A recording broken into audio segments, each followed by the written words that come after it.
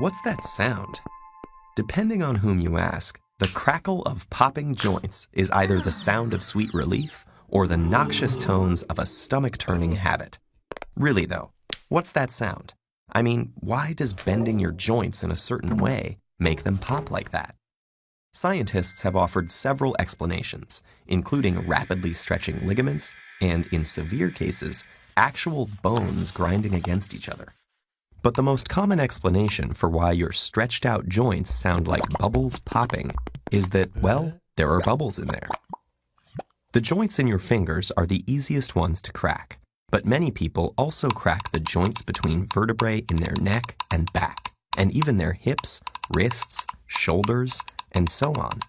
All these joints are synovial joints, and they're the most flexible ones in your body. The space between the two bones is filled with a viscous liquid, synovial fluid, which contains long, lubricating molecules like hyaluronic acid and lubricin.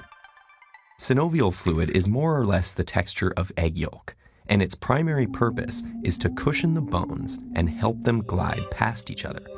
It also contains phagocytic cells that help clean up any bone or cartilage debris that ends up in the joint.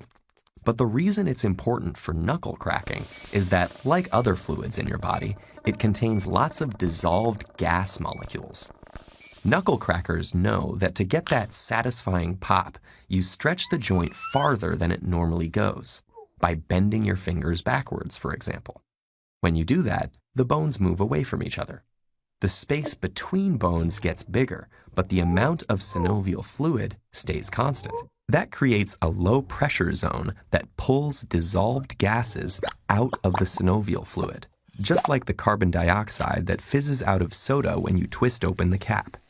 Inside the joint, the escaping gases form a bubble with a pop. But the bubble doesn't last long.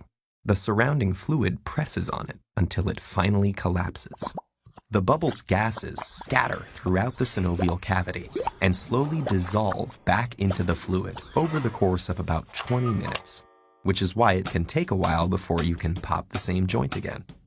Some scientists think there may actually be two pops, one when the bubble forms and another when it bursts. Popping a joint temporarily enlarges it, which may be why dedicated knuckle, neck, and back crackers say the habit makes their joints feel looser and more flexible. But you may have heard from a concerned relative or annoyed office mate that cracking your joints will give you arthritis. A doctor named Donald Unger heard this too. So, determined to disprove his mother's warnings, he cracked the knuckles of his left hand repeatedly for 50 years. While the right-hand knuckles went unpopped. 36,500 cracks later, both hands were arthritis-free. For this selfless act of devotion to science, Dr. Unger received an Ig Nobel Prize, a parody of the Nobel Prize that recognizes wacky but weirdly fascinating scientific accomplishments. Unger wrote that his results should prompt investigation into other parental beliefs, like the importance of eating spinach. The jury's still out on that one. As for knuckle cracking, one study suggests that all that joint stretching and bubble bursting can cause your hands to swell and weaken your grip. But the biggest proven danger seems to be annoying those around you.